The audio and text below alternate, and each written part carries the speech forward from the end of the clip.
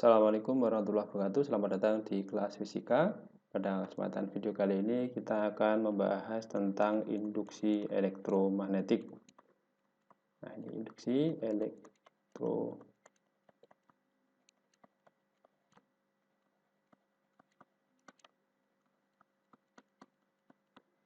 Nah, ini jadi kita bahas tentang induksi elektromagnetik yang nanti berkaitan dengan bagaimana listrik itu bisa dihasilkan melalui induksi magnetik atau medan magnet. Kemudian sebelum kita masuk ke bagaimana proses penghasilan GGL atau gaya gerak listrik yang dihasilkan oleh induksi elektromagnetik ini, maka kita mulai dulu dari yang namanya flux magnetik atau flux magnet. Nah, flux magnet ini adalah berkaitan dengan atau banyaknya garis, ya, jumlah garis medan magnet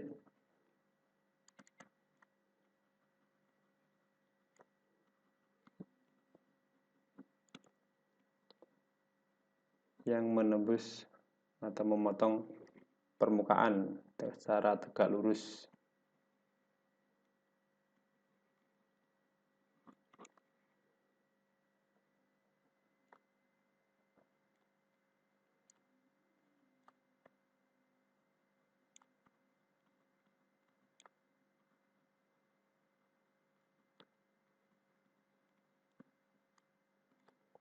Jadi secara tegak lurus. Jadi kalau misalkan ini ada sebuah permukaan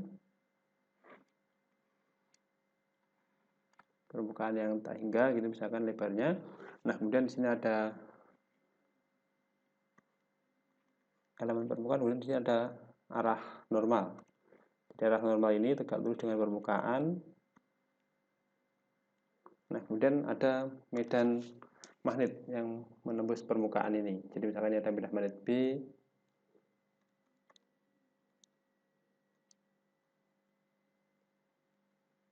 yang menembus permukaan dari yang telah digambarkan ini, kemudian membentuk sudut tertentu dari garis normal. Jadi misalkan ini ada permukaan A, kemudian di sini ada sudut yang dibentuk antara garis normal ini dengan B. Ini misalkan sudutnya adalah theta. Nah, maka dari ilustrasi ini dirumuskan bahwa untuk flux magnetik, jadi ada flux magnetik, kita notasikan dengan V, ini adalah perkalian titik atau perkalian skalar antara vektor B dan vektor A. Nah, karena ini hasilnya skalar, maka nilainya bisa diperoleh dengan besarnya B dikalikan dengan besarnya A dikalikan dengan cos theta, gitu ya. Jadi ini adalah persamaan untuk flux magnet. Nah, masing-masing komponennya itu untuk V, jadi untuk V ini adalah flux medan magnet,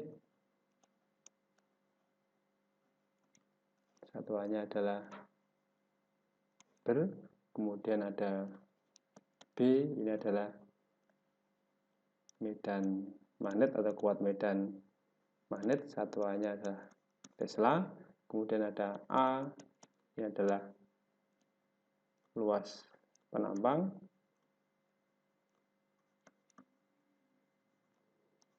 satuannya meter persegi, kemudian theta ini adalah sudut antara B dan garis normal. Nah, garis normal itu adalah selalu tegak lurus permukaan. Jadi perlu diketahui bahwa garis normal selalu tegak lurus permukaan.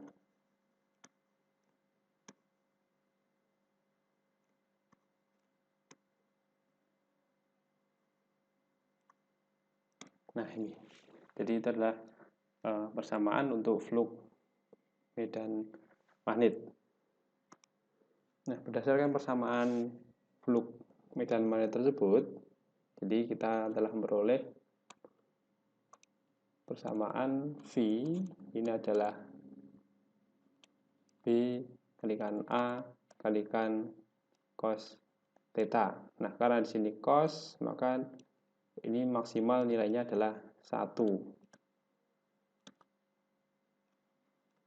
Nah, maksimal nilainya adalah 1. Nah, kapan ini bisa terjadi? Yaitu ketika theta sama dengan 0. Nah, lalu apakah maksud dari theta sama dengan 0?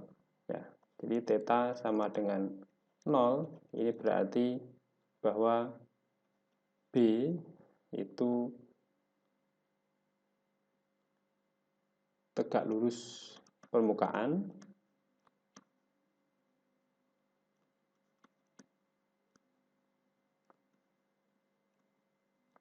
atau ini adalah sejajar atau berhimpit ya, berhimpit dengan garis normal. Nah, kemudian nilai ini akan 0, jadi cos theta sama dengan 0, jadi ketika theta sama dengan 90 derajat. Nah, kalau theta 90 derajat, berarti di sini adalah B sejajar permukaan, sehingga tidak ada B yang menembus permukaan, jadi sejajar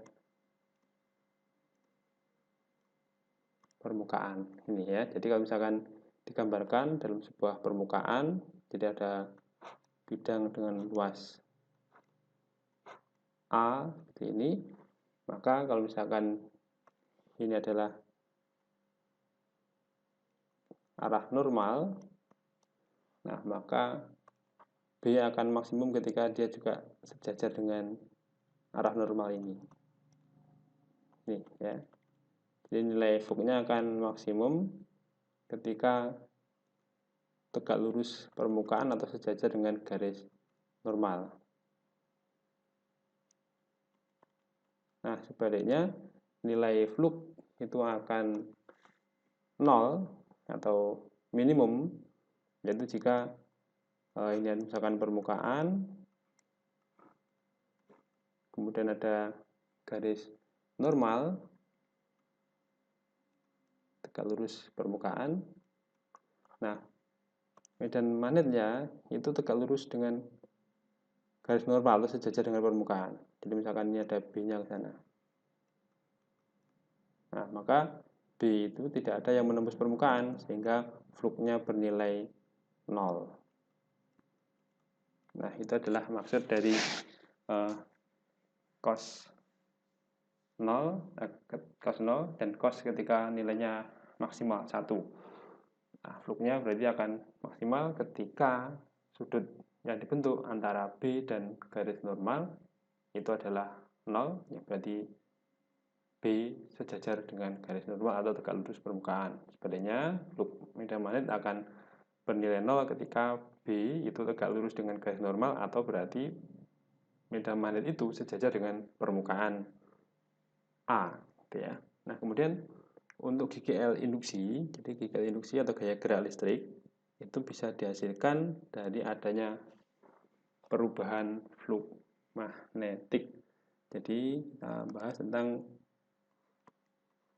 GGL induksi. Nah, ini ya, jadi GGL induksi ini dihasilkan oleh ini ya, harus ada perubahan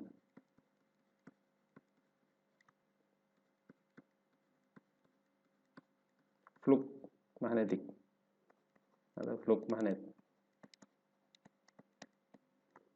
Jadi syaratnya harus ada perubahan flux magnet. Kalau tidak ada perubahan flux magnet, maka tidak akan bisa dihasilkan GGL induksi atau gaya gerak listrik. Nah, persamaan untuk GGL induksi itu nanti adalah epsilon ini sama dengan min,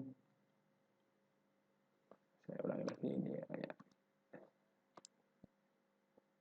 ini min dari N banyaknya lilitan dikalikan dengan perubahan flux terhadap waktu. Ya, jadi di sini ada epsilon, ini adalah GGL induksi, satuannya adalah volt, kemudian ada delta V, berarti perubahan flux, satuannya adalah Weber, kemudian delta T ini adalah waktu atau selang waktu perubahan tersebut, satunya sekon, kemudian N ini adalah banyaknya lilitan. Nah, jadi semakin banyak lilitan kumparan yang berada di medan magnet kemudian diputar, maka nanti akan menghasilkan GGL induksi yang semakin besar. Begitu juga untuk perubahan fluknya. Jadi jika perubahan fluknya sangat besar, maka nanti akan dihasilkan GGL induksi yang besar pula. Jadi itu epsilon sebanding dengan N dan sebanding dengan perubahan flux medan magnet. Nah, demikianlah pembahasan kita pada kesempatan video kali ini. Semoga ada manfaatnya. Assalamualaikum warahmatullahi wabarakatuh.